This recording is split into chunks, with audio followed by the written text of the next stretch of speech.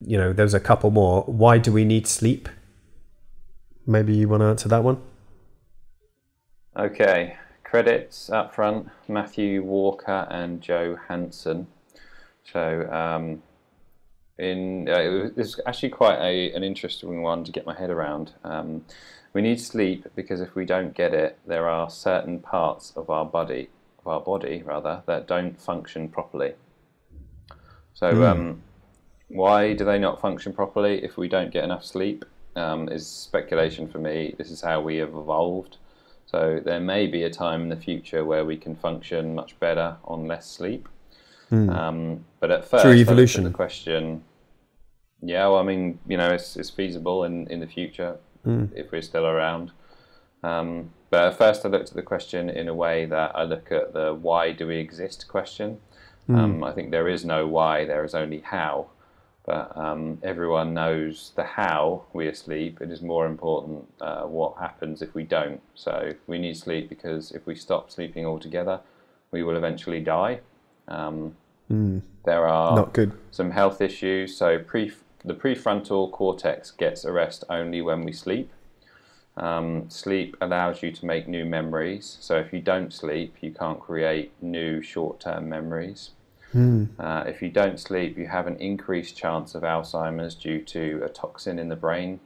When you sleep, you wash away this toxin. If you don't get enough sleep, you get a build-up of this protein.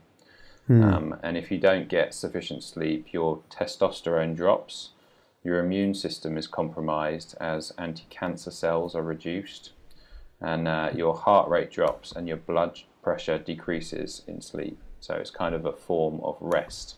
If you don't get this, you are much higher risk of heart attack. And a claim made by Joe Hansen is that on average, most people are deprived, which is why coffee and stimulants are so popular. On average, adults are getting 6.5 hours per night, and teenagers are getting 5 hours, which is only about half of what they need. Is it? 8 hours a night is the most often recommended amount, but some people say they are better off with a little more.